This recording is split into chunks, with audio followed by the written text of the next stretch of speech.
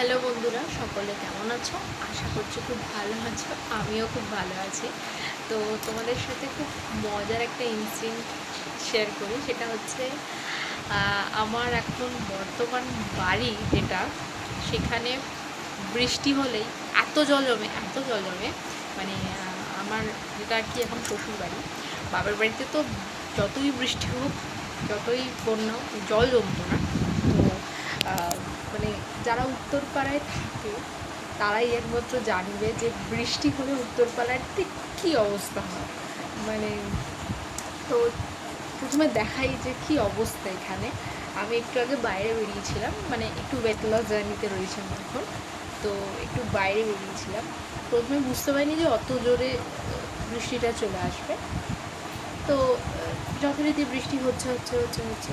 এবার যখন বাড়ি ফিরবো তখন দেখি এতটাই জল জমে গেছে যে বাড়ি ফেরার মতো অবস্থায় নেই।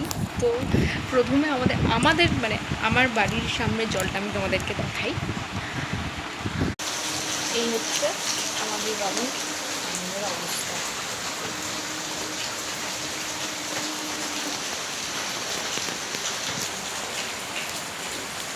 তো মোটামুটি এখানে হাঁটু সমান জল যাকে বলে।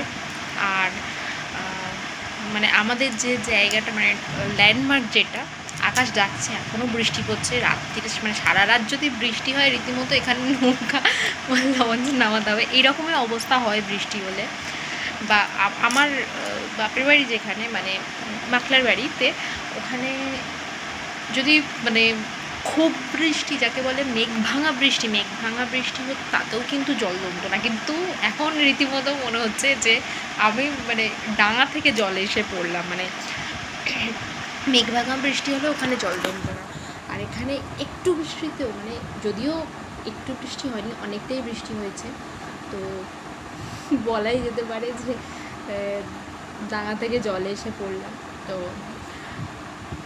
এর থেকে বাইরের সিচুয়েশান আমি কি জানি না। আমাদের বাড়ির সামনে আমার বাইরের সিচুয়েশান তো আরও খারাপ। বাইরে থেকে আমি যখন এলাম তো আরও খারাপ। এখন এই পর্যন্ত সারা রাত যদি বৃষ্টি হয় তো